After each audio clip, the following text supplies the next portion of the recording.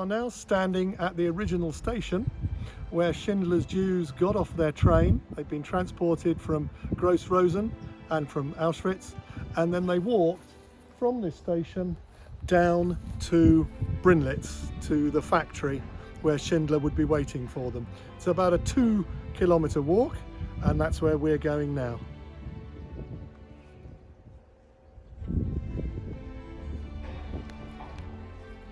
Okay, I'm just walking the road now up to Schindler's factory, and this is the road that Schindler's Jewish workers would have taken from the station to get to his Brunnlitz factory.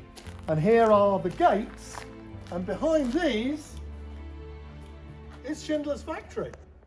Okay, here are the gates, and over here is what remains of Schindler's factory, and we're going to go and have a look around.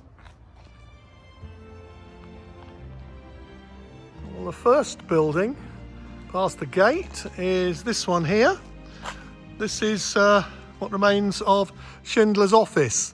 Now, he sometimes used to stay here overnight, not always, but he did from time to time. There are the steps leading up to the little door at the top, and here there used to be a front door, but this has now been bricked up, as you can see. If I pan round, those are the headquarters for and sleeping quarters for the SS soldiers, about 50 to 100 of them who were stationed here. And over here is the factory itself.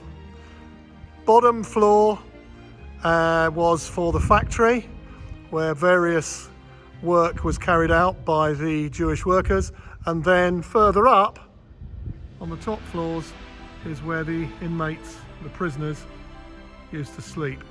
Now this is, we're going to have a look around the where the soldiers, the SS soldiers, the SS guards used to live. As you can probably see, it's pretty run down. It's we can actually go up the stairs, but it's not in a great state of repair. There seems to be paint coming off the walls as we get up to the next floor where they used to sleep, and it is in a pretty sorry state. It's got tiles on the walls, probably because of that was a bathroom facility or what have you. You can see over here the floor has actually collapsed in, and if I just look outside here, you can see the windows are now boarded up. It's in a pretty sad state. One of the other rooms, and you can see that the floor has pretty well rotted away, and the roof is the same. There's plans actually to renew the roof, but it is in a pretty dilapidated state. Come out of the SS rooms and let's go over to the factory itself. The factory itself is also a little bit dilapidated, I think it'd be fair to say. You can see the windows are largely broken, and here, this big empty space down here was where originally Schindler's Jewish workers would be making armaments and doing various other jobs. It's now a big empty space. All the equipment, of course, is gone. You can see the original paintwork. It's all crumbling away. And we're going up the stairs now, up to the top, the second floor. And all the brick has been exposed. It's in a pretty dilapidated state. And here, another factory space where his workers would do the various jobs that they were being asked to do. We can look through one of these windows, and you can see there is the SS Guard building over there across the central courtyard. When the Jewish prisoners were brought here for the first time, this is where they met Oskar Schindler, as is shown in the film. We're going to look at the third floor now, and this is where we reckon the Jewish prisoners would sleep. It's on a wooden floor, so it wouldn't be as cold as the concrete floor in the previous two floors. So let's go and have a look.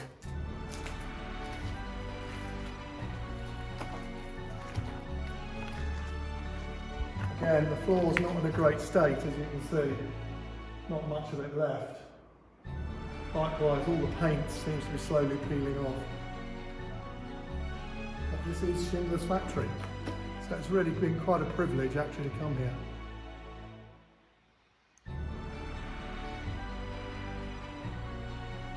So, coming down the stairs, out of the factory space, there's the SS building over there.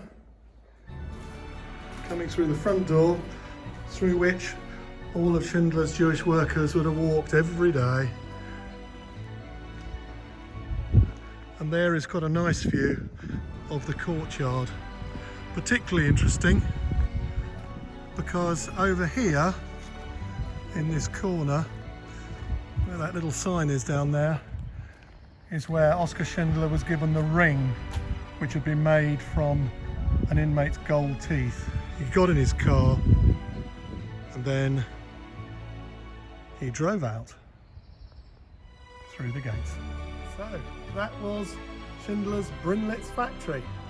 It has been an incredibly interesting visit, and I really would recommend anybody else who comes to Czech Republic to come and have a visit to this incredible place.